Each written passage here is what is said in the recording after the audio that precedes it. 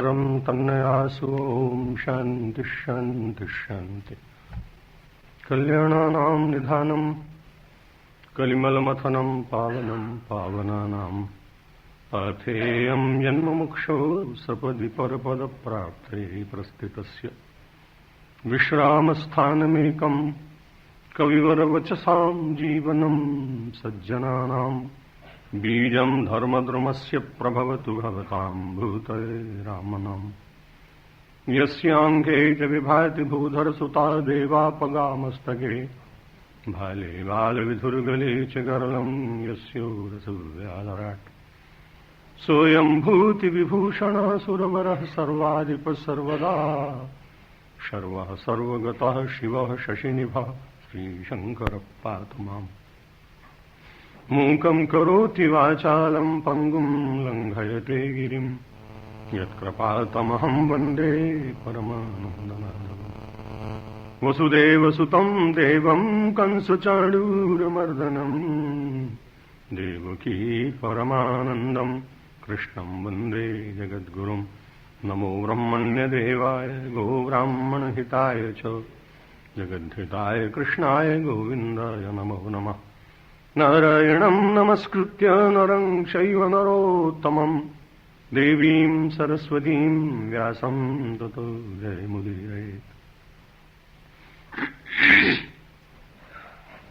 परम सम्माननीय उदार हृदय सात्विक वृत्ति संपन्न आदरणीय बाबूजी, विवेक वैराग्य संपन्ना श्री सरला माता जी, कला मंदिर ट्रस्ट और अन्य सभी संस्थाओं के अधिकारीगण, बंधुओं और मातृशक्ति।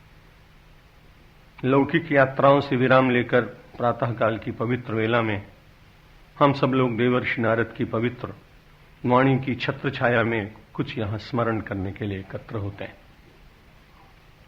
अगले सूत्रों पर विचार करने से पहले अपने मन की वृत्तियों को एकाग्र करने के लिए पुनः एक बार भगवान का स्मरण करें और फिर आपसे कुछ विचार विमर्श यथामति करने का मैं प्रयत्न करूंगा। श्री राम जय राम जय जय राम। श्री राम जय राम जय जय राम। श्री राम जय राम जय जय राम।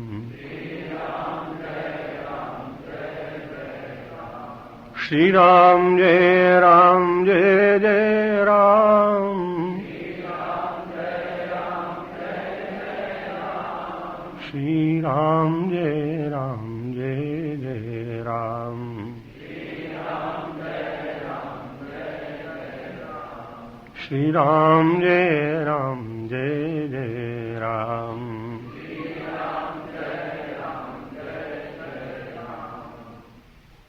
जिसको प्राप्त करके मानो अमृत का अनुभव करता है, ऐसी भक्ति की चर्चा हम सब लोग श्रवण करते हैं। और जिसको प्राप्त करने के लिए मनुष्य जीवन यह हमको वरदान के रूप में भगवान ने दिया है, यह भी हम सब लोगों को स्मरण रखना चाहिए। कल हम सब विचार कर रहे थे, यत् प्राप्य न किंचित वांछति न शोचति न द्वेष्टि, वो द्वेष नहीं करता है। उससे द्वेष करने वाले, सात्विक लोगों से द्वेष करने वाले कई लोग हो सकते हैं, लेकिन फिर भी उसका प्रयत्न होता है कि उसके मन में उन लोगों के प्रति भी कोई दुर्भाव, कोई दुर्विचार, कोई कुविचार, कोई हीन भावना, कोई अशुभ संकेत या श्राप की भावना उसके मन में न जागे। भक्ति करने वाले व्यक्तियों के साथ लोग द्वेष नहीं करेंगे, ऐसा तो इतिहास भी नहीं कहता, क्योंकि आप सभी लोग जानते हैं कि पांडव बहुत ही धार्मिक थे। परमात्मा की, श्री कृष्ण की कृपा से उनकी इच्छा के अनुसार जीवन व्यतीत करने की उनकी बहुत लालसा भी रहती थी, लेकिन फिर भी उनके प्रति द्वेष करने वाले कौरवों का जो आचरण है वो इतिहास प्रसिद्ध है।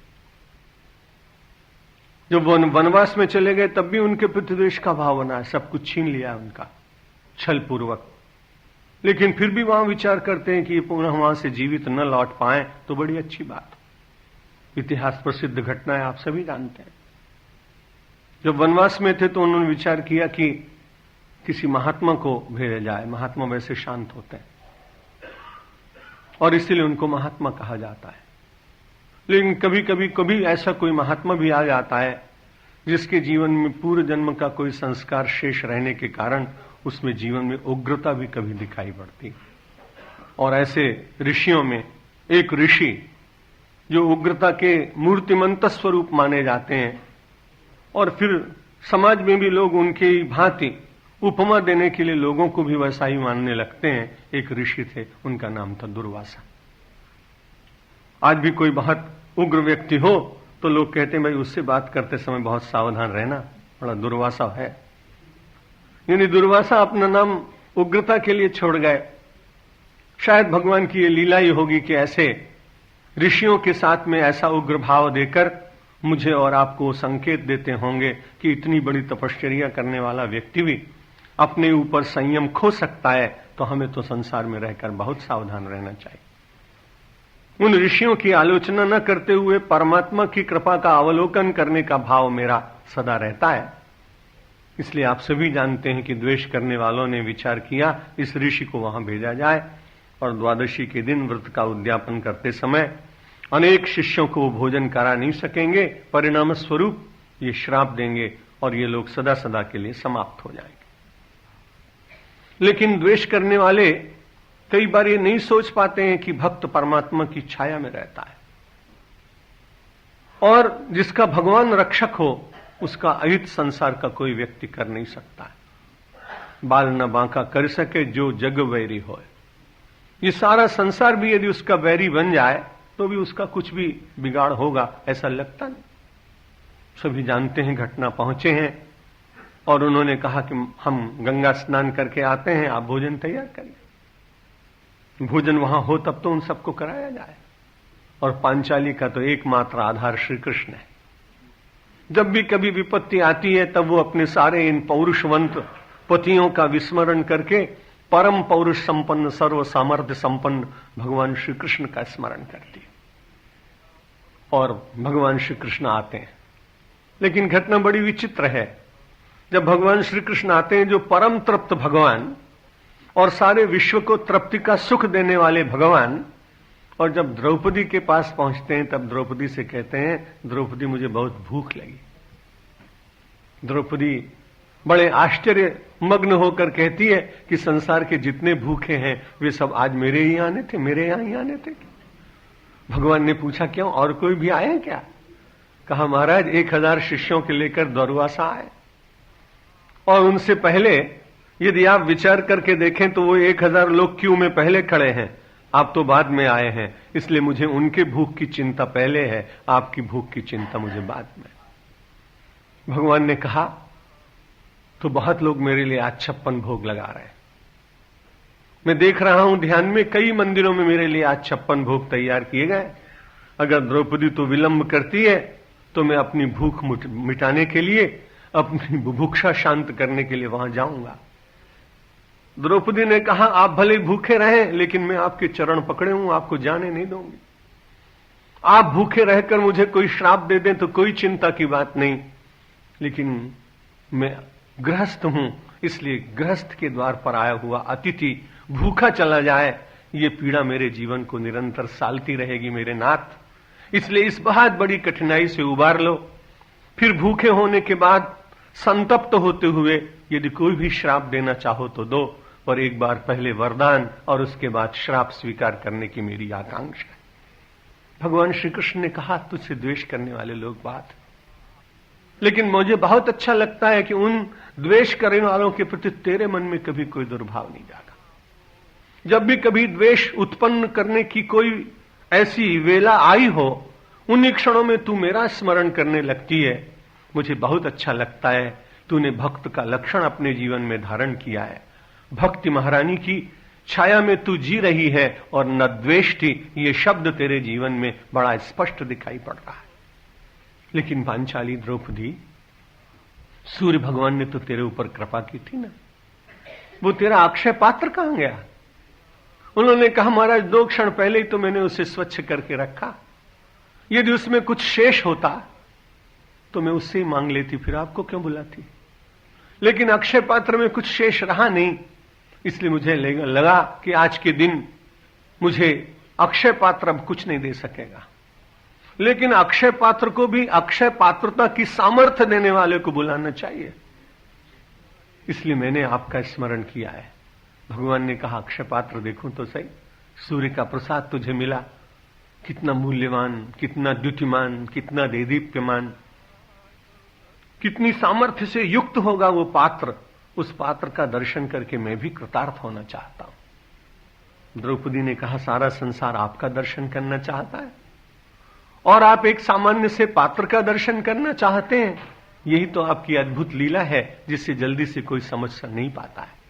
द्रौपदी दौड़ी दौड़ी गई, अक्षय पात्र उठा लाई, श्री कृष्ण के पावन कर कमलों में रखा। भगवान उसे चारों ओर से देखने लगे, कुतूहल की वृत्ति से देखने लगे। देखते देखते भीतर पात्र के अंदर एक छोटा सा शाक का पत्र दिखाई पड़ा।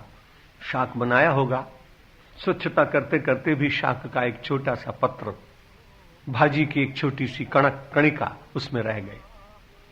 भगवान ने कहा अक्षय पात्र में तो अभी सामर्थ्य है देने की, अब बाकी भूखे लोगों का प्रबंध तुम करना, मैं अपनी भूख का प्रबंध स्वयं कर लेता हूं और इस अक्षय पात्र के इस भाजी के छोटे से कण को खाकर और मैं तृप्ति का अनुभव करूंगा। लेकिन जैसे ही भगवान उस भाजी के छोटे से कण को अपने मुख में रखने लगे, मन में विचार आया कि द्वेष करने वालों ने द्रौपदी का सर्वस्व नाश करने का प्रयत्न किया है और ऐसे कठिन क्षण में जिसके ऊपर पूरा विश्वास हो, यदि वो उस विश्वास में कहीं उसे विचलित कर दे तो बड़ी कठिनाई होगी। इसलिए आज भगवान श्री कृष्ण ने उस शाक पत्र को ग्रहण करते करते अपने विश्व रूप का चिंतन किया। कल मैं निवेदन कर चुका हूं कि परमात्मा व्यष्टि में भी है और परमात्मा समष्टि में भी। परमात्मा एक में भी है, परमात्मा अनेक में भी है। परमात्मा एक भी हो जाता है और परमात्मा अनेक भी हो जाता है। आपने कई बार अपने घरों में मकड़ी के जाले देखे हो, बड़ा छोटा सा जंतु है लेकिन अपने मुख से कई बार वो बहुत बड़े जाले का निर्माण करता है। और कई बार ऐसा भी देखा जाता है कि स्वयं वही मकड़ी अपने उस पूरे जाले को समेटकर अपने मुख के भीतर भी ले लेती। उपनिषद ने उसका वर्णन किया, यथोर्ण नाभि सृजते गृह्णते च। जैसे उर्ण नाभि अपने जाले का निर्माण भी करती है और कभी चाहती है तो उसको ग्रहण भी कर लेती है, समेट भी लेती है, वैसे ही यह विश्वव्यापी परमात्मा कभी व्यष्टि में और कभी समष्टि में, कभी एक में कभी अनेक में, कभी विश्व के प्रत्येक कण कण में अपने स्वरूप का दर्शन करा देते हैं, सर्वव्यापक हैं। इसलिए आज द्वेष करने वालों की जितनी षड्यंत्र की चाल थी उसको विफल कर दिया भगवान श्री कृष्ण ने। और जैसे ही वो शाकपत्र मुख में रखा, भगवान ने अपने विश्वरूप का स्मरण किया कि मैं ही तो सर्वत्र व्याप्त हूं। इसलिए यदि मैं तृप्त होता हूं तो सारा संसार तृप्त हो सकता है। इसलिए परमात्मा को प्रसन्न करने मात्र से भी विश्व को प्रसन्न किया जा सकता है। विश्व को आप पूरा प्रसन्न करने का प्रयत्न करें तो नहीं कर सकते हैं, क्योंकि कोई ना कोई आपसे असंतुष्ट रहेगा। लेकिन यदि परमात्मा को ही प्रसन्न किया जाए प्रामाणिकता से तो हो सकता है विश्व भी प्रसन्न हो जाए। अनुकूले जगन्नाथे अनुकूल जगत त्रयम, प्रतिकूले जगन्नाथे प्रतिकूल जगत त्रयम। परमात्मा के अनुकूल हो जाने पर सारा विश्व अपने अनुकूल धीरे धीरे हो जाता है। और कभी कदाचित अपने आचरण, अपने संस्कार, अपने पूर्व के दुष्कृत्य, उनके फल स्वरूप कभी परमात्मा की प्रतिकूलता हो जाए तो विश्व चाहे जितना आपके अनुकूल होने का प्रयत्न करे उसमें कुछ लाभ ना होगा। आज श्री कृष्ण का अंतर विगलित हुआ है। द्वेष करने वालों ने तो पूरा प्रयत्न किया है, समाप्त कर देने के लिए पूरे जाल बिछाए हैं, पर भगवान श्री कृष्ण ने अपने विश्व रूप का स्मरण करके और उस शाक पत्र को मुख में रखने के बाद कहा अनेन विश्वात्मा तृप्यताम। जहां जहां सारे संसार को भूख लगी हो, मेरे इस शाक के पत्र के खाने से उन सबको तृप्ति का अनुभव होने लगे। गंगा में स्नान करते हुए 1000 शिष्य और दुर्वासा डकार लेने लगे। वो सब एक दूसरे को कह रहे हैं अभी तो भूख लगी थी और अभी डकार आ रही। सबको बड़ा आश्चर्य हुआ। वे लौट कर आए पांचाली ने कहा, महाराज आपके भोजन का प्रबंध मैं अभी करती हूं, पर मुझे ये पूछना था कि आपको भोजन में प्रिय क्या लगता है, इसलिए मैंने अभी तक बनाया नहीं।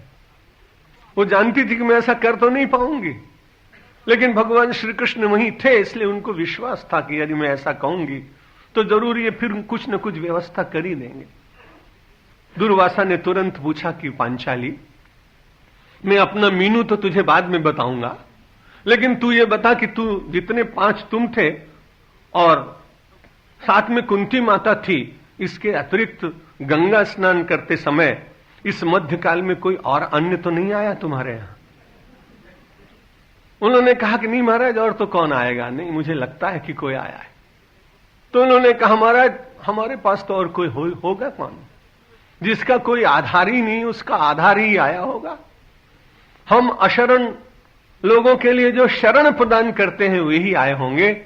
तो उन्होंने कहा, बड़ा अच्छा हुआ पांचाली, यदि उनका दर्शन हो जाए तो आज का दिन बड़ा कृतार्थ होगा।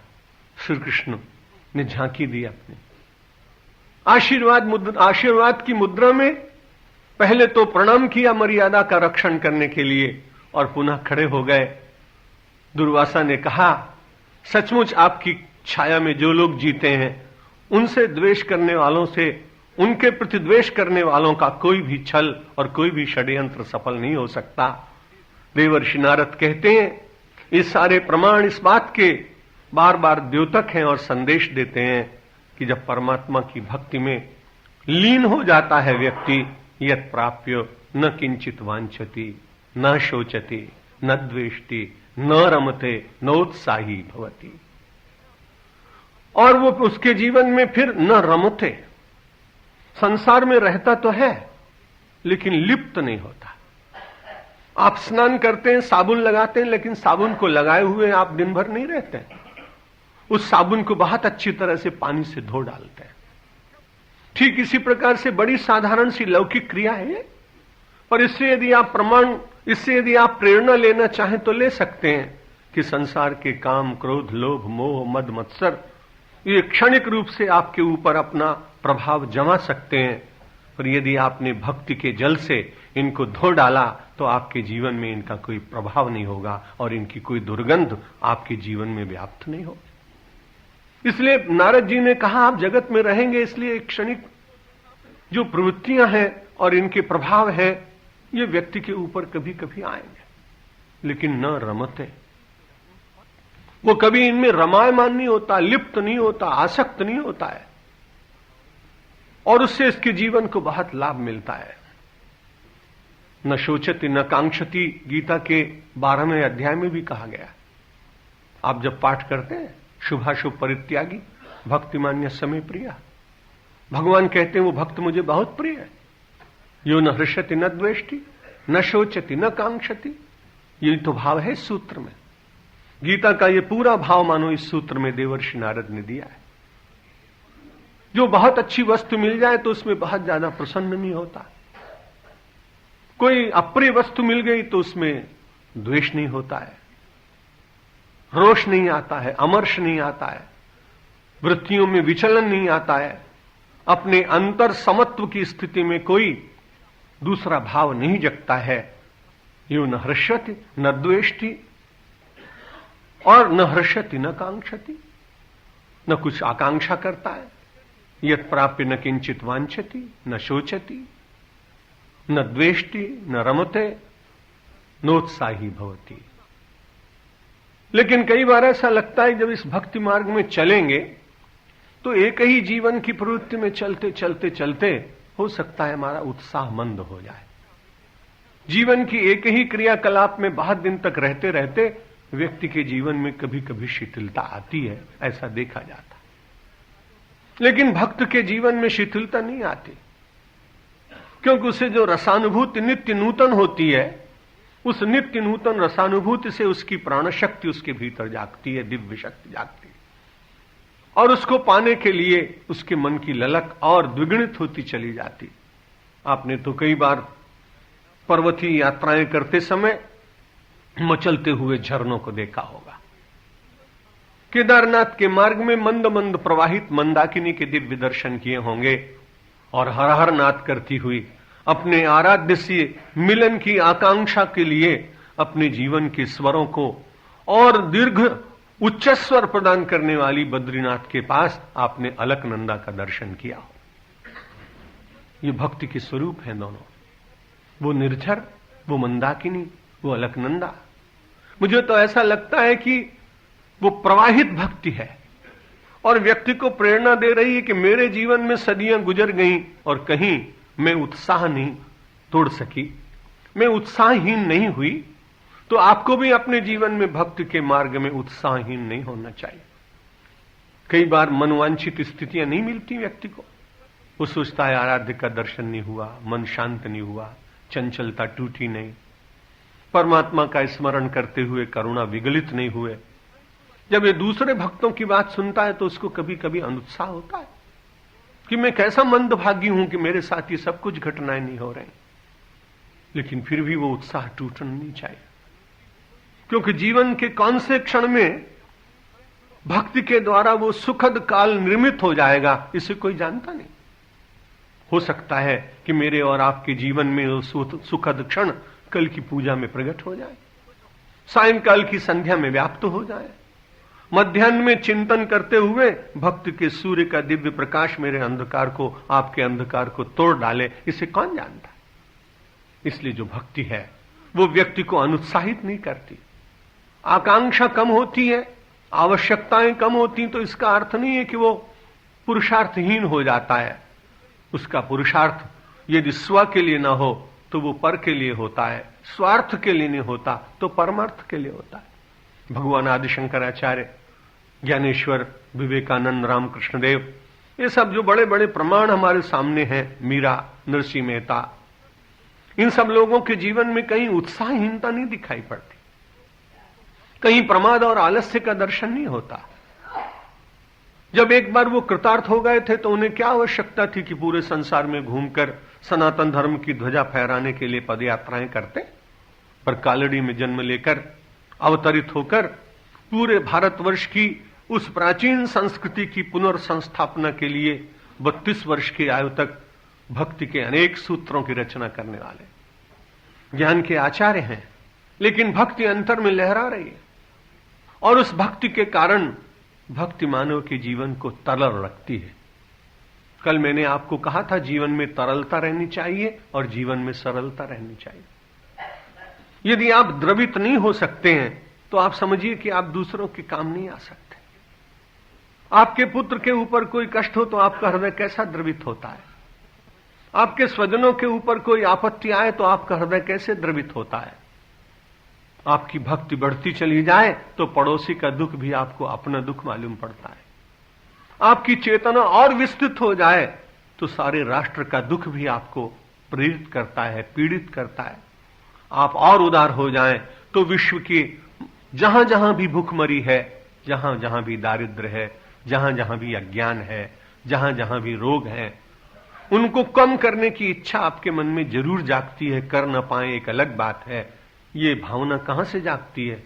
ये जो आपके हृदय को तरलायित करता है सद्भाव, आपके भीतर जो संवेदना जागती है, सहानुभूति की वृत्ति जागती है, भक्ति इसमें बहुत सहायक है, क्योंकि सर्वत्र भक्ति भगवान का दर्शन कराती। हुमा जे राम चरण रत विगत काम मद क्रोध, निज प्रभु मैं देखहि जगत का सन करहि विरोध। न द्वेष्टि, वो किसी के साथ द्वेष नहीं करता और पूरे व्यापक परमात्मा को सर्वत्र दर्शन करने के कारण तरलायित होने के बाद अपने जीवन में जो कुछ भी श्रेष्ठ हो सकता है उसे समर्पित करने का प्रयत्न करता है। न रमते और नोत्साही भवति। भक्ति करते करते धीरे धीरे आसक्ति अपने आप ही टूट जाती है।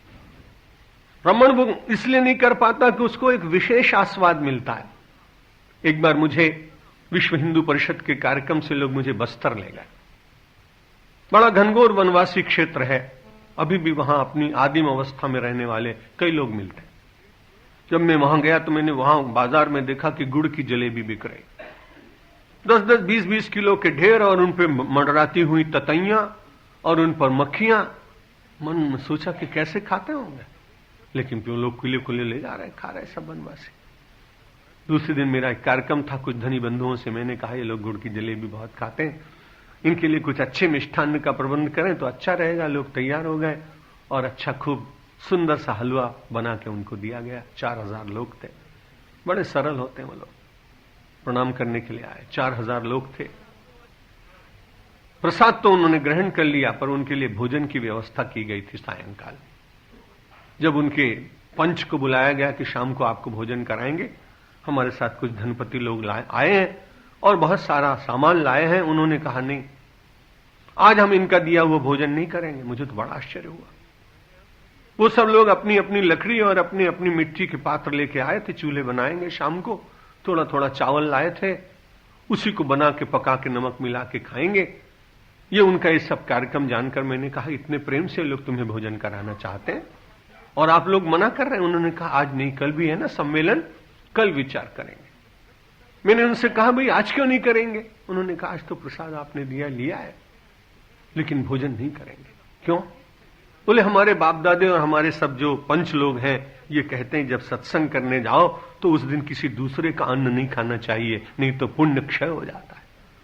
बड़े साधारण से वनवासी लोग, लेकिन कितना आदर्श पर चिपके हुए लोग। बहुत मनाने पर भी उस दिन भोजन नहीं किया, दूसरे दिन उन लोगों ने भोजन किया। मैंने उनसे पूछा आपको हलवा कैसा लगा? उन्होंने कहा अगर ये रोज मिले ना तो जलेबी खाना छोड़ देंगे, गुड़ की जलेबी खाना छोड़ देंगे। मैंने कहा ये तो व्यवस्था नहीं हो सकती। लेकिन तब मुझे ऐसा लगा कि जब कोई उच्चतर आनंद किसी को मिल जाए तो लघुतर आनंद को वो छोड़ देता है। भक्ति का आनंद यदि व्यक्ति को मिलता है तो संसार की वस्तुओं में न रमते, ये स्वाभाविक धीरे धीरे होने ही लगता है। सूरदास जी महाराज ने कहा कि मेरो मन अनथ कहां सुख पावे, जैसे उड़ जहाज को पंछी उड़ जहाज पे आवे। जिन मधुकर अंबुज रस चाख्यो, क्यों करील फल खावे, मेरो मन अनथ कहां सुख पावे।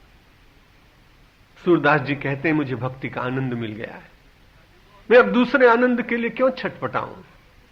उदाहरण बहुत अच्छी कहा दिया उन्होंने कि जिन भंवरों ने कमल के सुंदर किंजल का पराग का पान किया हो, वे किसी सामान्य पुष्प के ऊपर क्यों मंडराएंगे। जिन अंबुज मधुकर रस चाख्यो, क्यों करील फल खावे, मेरो मन अनद कहां सुख पावे। जिन जीवन प्रभु रस को चाख्यो, क्यों विषयन रस पावे, मेरो मन अनत कहां सुख पावे। जिन्होंने परमात्मा की भक्ति का आनंद ले लिया हो, वो संसार के क्षुद्र पदार्थों के पीछे अपने जीवन के अमूल्य क्षणों का संपूर्ण विनाश करने का कभी प्रयत्न नहीं करेंगे।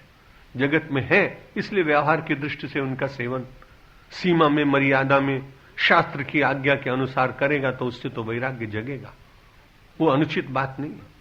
लेकिन यदि उन्हीं को सत्य मानकर उसमें रमते, रमायमान हो गया, आसक्त हो गया, तो जीवन के क्षणों की बड़ी व्यर्थता होगी और उसे बाद में पश्चाताप भी करना पड़ेगा। न रमते नोत्साही भवती।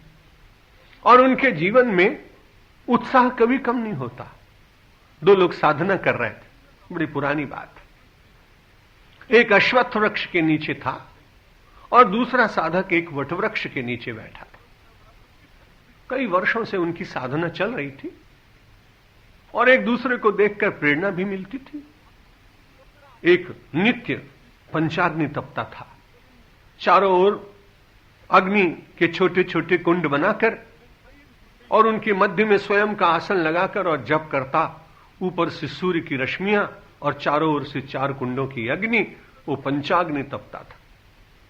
और आकांक्षा थी कि भगवान मेरे इस तप से प्रभावित होकर निश्चित रूप से कृपा करेंगे, दर्शन देंगे।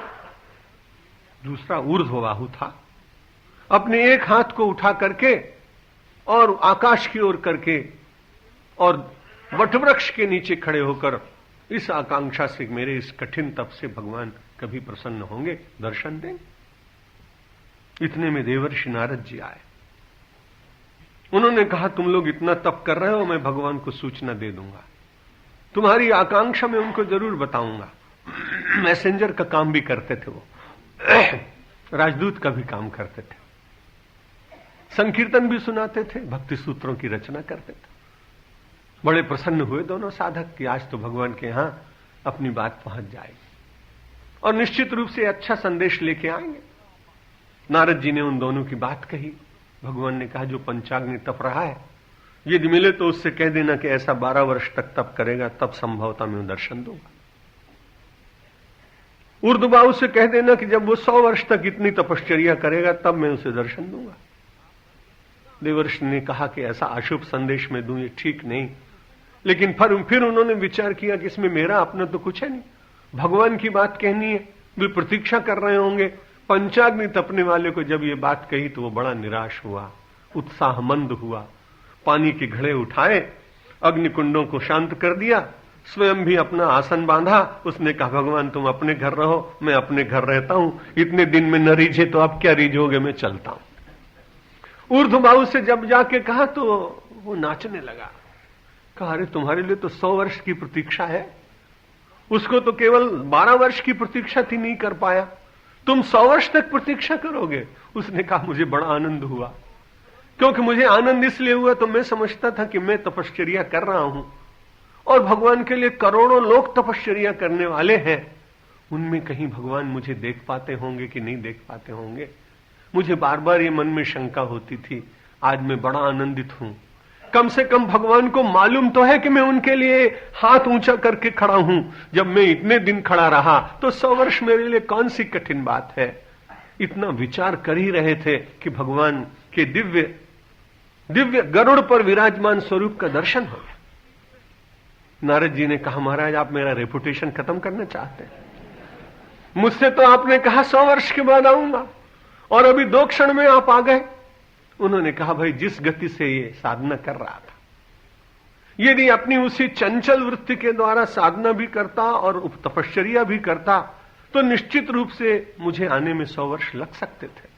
लेकिन जब तुमने इसे समाचार दिया कि भगवान आने वाले, तो इसके मन की जितनी वृत्तियां थी सब समाप्त होकर ये उतने उत्साह में आ गया कि इसका मिलन इसलिए हो गया कि इसकी वासना क्षय हो गई।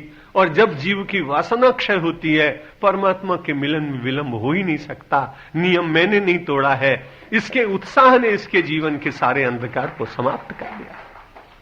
देवर्षि नारद कहते हैं, यत् प्राप्य न किंचित वांछति, न शोचति, न द्वेष्टि, न रमते, नोत्साही भवति। उसके जीवन में उत्साह का अभाव नहीं होता है। इसलिए उस उत्साह के अभाव को निरंतर अपने जीवन में कभी प्रभाव न दिखाने के लिए व्यक्ति को परमात्मा की भक्ति करते रहना चाहिए। कल हमने सुना यह लब्ध्वा, कल सायंकाल हमने सुना यत् प्राप्य। आज के अगले सूत्र में कह रहे हैं देवर्षि नारद, यज्ञात्वा मत्तो भवति।